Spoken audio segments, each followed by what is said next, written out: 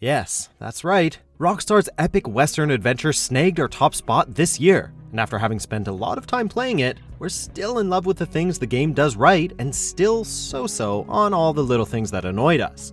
That's not to say that Red Dead Redemption 2 was the clear choice. There was a strong debate in the office between this game and Santa Monica Studios' God of War for Game of the Year. In the end though, Red Dead Redemption 2 won out for its sheer scope and attention to detail, and the results clearly show.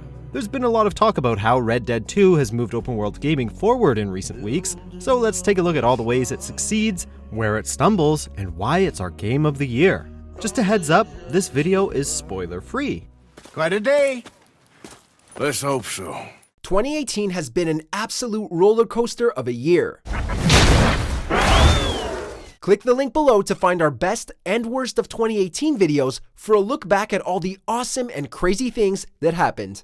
First off, Red Dead 2 so clearly box open world conventions normally found in Ubisoft open world titles that it's worth noting just how much of a risk they took here, and also how well it's all seemingly paid off. For what seems like the first time in a sandbox adventure, we're expected to play in a paced, sometimes slow, and highly precise manner, and to have fun while doing it. Seems contradictory, no? Well, not exactly. Will you shut up? Will you shut up? Be quiet, buddy. Sure, there are times when the slow pace doesn't work as well as it should. Rockstar, for the love of God, please let us run in camp. But the pacing and precision within the game's jammed-packed open world feels more natural the longer we play it. It helps that these fictional states are so full of detail, so crammed with wildlife and NPCs, and so visually stunning that we didn't mind taking our time in between missions to saunter around the countryside or lollygag through Saint Denis. But the amount of time we spent riding from mission activation points to mission start points did wear us down a lot. So, the slower pace works well if you can take your time with Red Dead 2, but if you're trying to streamline the narrative, we sure hope you have ample patience. I'll see what I can do. Well, good luck to you. Further, simple NPC encounters resulted in some great moments further along in the game, like when we found this man close to death just outside of Saint Denis and had to rush him to the doctor, while his rambling made it seem like he could drop at any moment.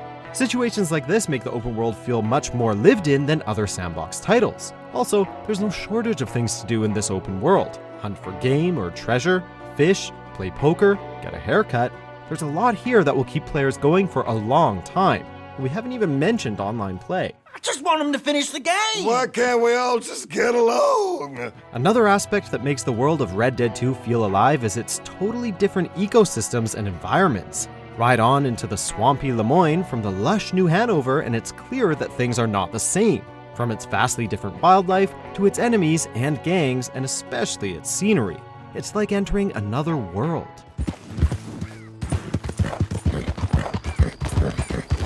And no matter the location, the game's focus on reality is a highlight and not a drawback. Things were slow at the turn of the 20th century. The environment was harsh and survival wasn't guaranteed, so living required patience. In terms of a video game, yes, gameplay can drag, the narrative slows down, and Arthur's upkeep feels tiresome at times. But it's authentic, and that's what Rockstar was going for. Would you like some extra help there? Could you even imagine how much patience it would have taken to live in American frontier times? In terms of realism, gunplay greatly benefits here because it has never felt more brutal or violent in a Rockstar game. Sure, it can be cumbersome at times, but it also left a real lasting effect on us. So much so that we actually found ourselves being more responsible in this game, instead of just shooting anyone who looked at us funny. With all this realism, however, does come a sense of hand-holding that's subtracted from the game's overall sense of freedom, especially during missions and the game's incredibly long tutorial. But the amount of memorable moments, like that terrifying gator swamp, more than made up for it.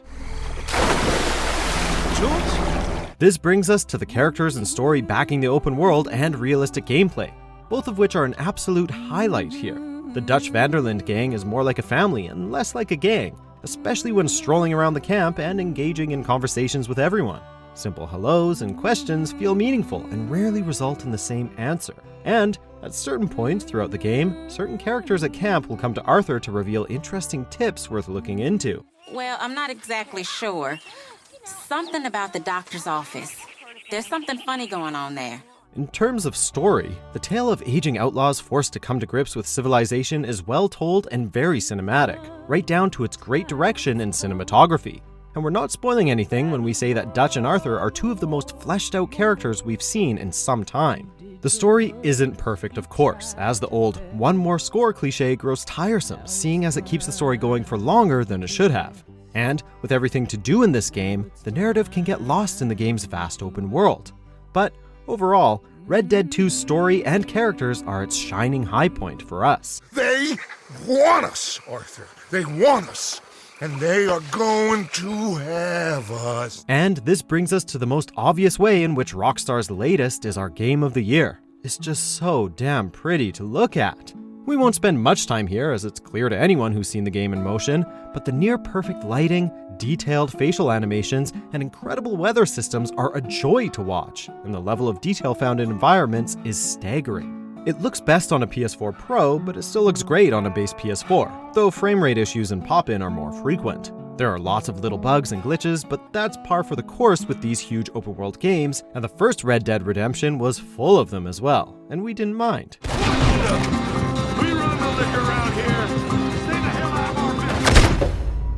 Overall, Rockstar have achieved something remarkable with Red Dead Redemption 2, and it's likely that future open-world games are taking lots of notes. Not everything works as well as it should, and the early stages of the game are tedious, but considering the risk they took in slowing things down and making us savor the open-world landscapes, we're willing to overlook its imperfections and call it 2018's best. Come on, are we celebrating or what? Check out these other great clips from MojoPlays, and be sure to subscribe and ring the bell to be notified about our latest videos.